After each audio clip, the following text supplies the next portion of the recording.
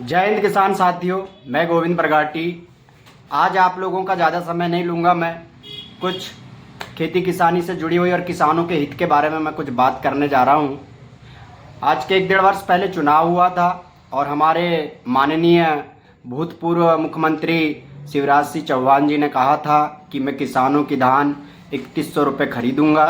उन्होंने बहुत से हम लोगों से वायदे किए थे। खैर, मैं तो बाकी वायदों के बारे में नहीं बोलूँगा, पर अभी फ़िलहाल में मैं धान के ऊपर बात करने वाला हूँ। जो हम सारे किसानों से उनने वादा किए थे कि 3100 रुपये धान खरीदी करूँगा और 2700 रुपये गेहूँ, तो हमने वोट तो दिया, उन्हें जिता भी दिया और लोकसभा चुनाव में हमने पूरी की पूरी सीट भी दी, क्योंकि माननीय मुख्यमंत्री जी अच्छा काम कर रहे थे और उन्होंने हमें ऐसे अकेले छोड़ के चले गए।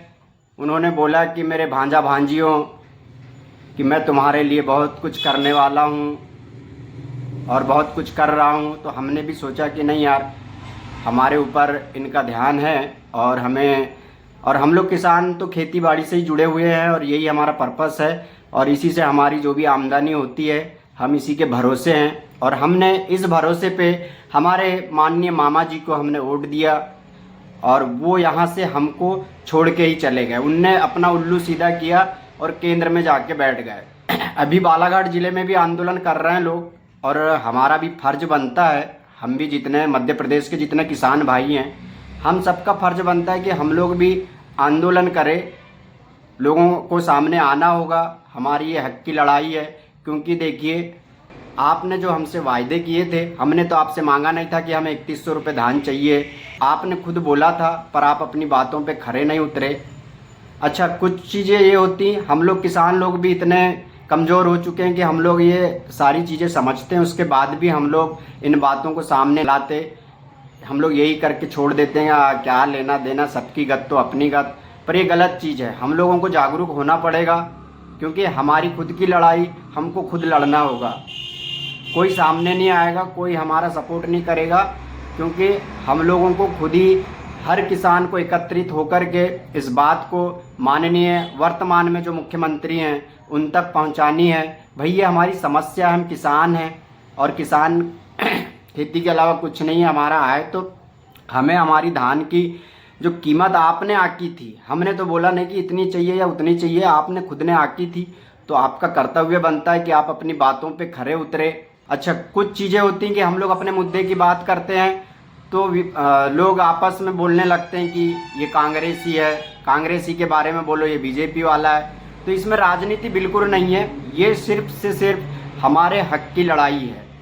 अगर हम लोग आगे नहीं आएंगे तो सरकार किसी की भी रहे, हमको इसी तरह चूतिया बनाते रहेगी और हमारे वोट लेते रहेगी। तो हमारे वोट की ताकत हमको दिखाना है। हमने जो मतदान किया है जिस उद्देश्य से, वो हमारा पूरा जब तक नहीं होगा तो हमें सभी किसान भाइयों को मिलके इस लड़ाई को लड़ना है और हमारे हक की बात करनी है।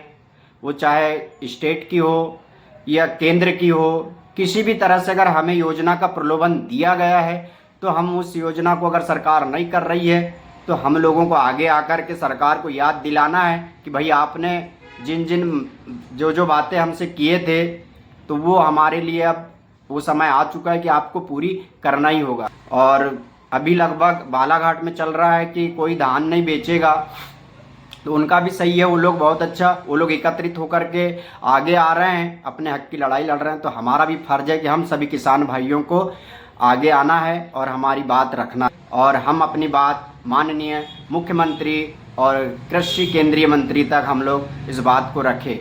और नहीं तो फिर वही वाली बात हो जाएगी, द्वापर त्रेता वाली, मामा कंस और भांजा, यही वाली कंडीशन आ जाएगी। हमने आपको मामा समझ के आपको हमने वोट दिया है, तो आपका फर्ज है कि आप भी भांजा समझ के हमारे काम को आपको करना होगा। आप केंद्र में रहे, स्टेट में रहे, हमको उससे कोई लेना देना नहीं। आपने जो वादा किया है वो वादा आपको निभाना होगा और सारे किसानों को जागना होगा। आप लोग टाल मटोल ना कीजिए, क्योंकि टाल मटोल करने से किसी की समस्या का समाधान नहीं होगा।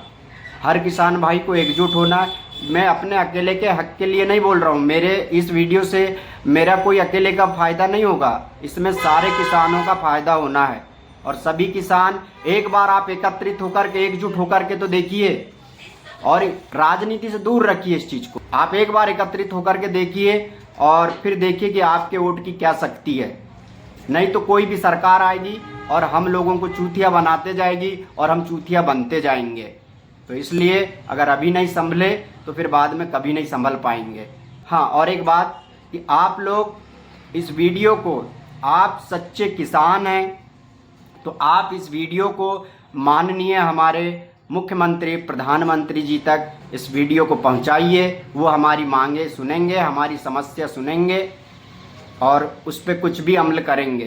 तो आप लोगों से मेरा विनम्र निवेदन है, अगर आप मेरी बात से सहमत हैं, क्या मैं किसानों के हित के लिए जो बोल रहा हूँ वो सही है, श्री राम जी की कसम कि आप लोगों को वीडियो को लाइक भी करना है, कमेंट करके भी बताना है और वीडियो को ज़्यादा से ज़्यादा शेयर करना है। इतना शेयर करना है कि हमारे नेता लोगों तक ये वीडियो पहुंच जाए।